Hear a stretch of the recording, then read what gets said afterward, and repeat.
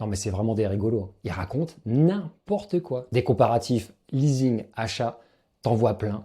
Ils sont truffés de bêtises. On va en faire un ensemble sur la voiture la plus vendue en France, la Clio 5. C'est parti. Salut, moi c'est Olivier de bienchoisirsonleasing.com. D'ailleurs moi j'ai 20 ans d'expérience dans l'automobile et je te dis les choses, vérifier, analyser. Donc pour faire ce petit exercice, j'ai choisi la Clio 5 dans sa finition génération avec le moteur 100 chevaux bicarburant GPL qui est super sympa puisque tu peux mettre du GPL et de l'essence. C'est une voiture, elle vaut 18 000 € au prix catalogue.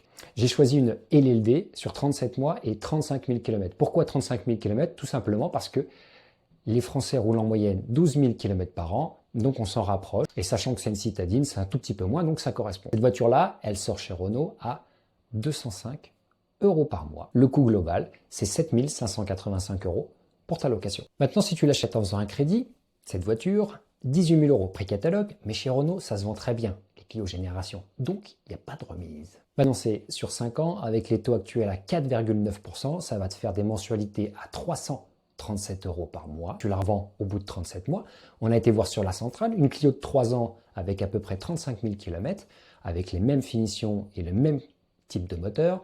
Ça se vend dans les 13 500, 14 000 € par des professionnels avec les garanties. Donc toi, en tant que particulier, tu vas en tirer à peu près 13 000 €. Il va falloir solder ton crédit de 7 751 € et donc il va te rester en poche 5 249 €. Si on prend toutes tes mensualités à 337 € que tu as payé pendant 37 mois et ce qui te reste dans la poche à la fin, le coût global s'élève à 7 220 €.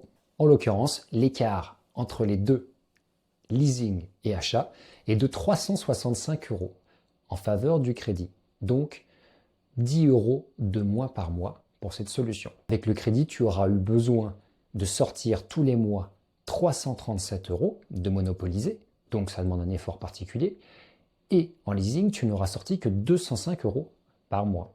Tu ne te seras pas soucié de la revente, mettre une annonce, avoir un chèque de banque d'un potentiel acheteur, c'est toujours inquiétant.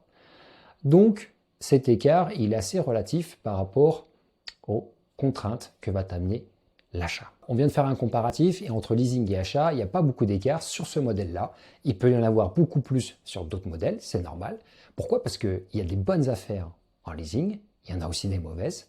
Il y a des bonnes affaires quand tu achètes des voitures et il y en a aussi des mauvaises. Si tu veux des conseils de pro et tout savoir sur le leasing, abonne-toi et rejoins-moi sur bienchoisirsonleasing.com.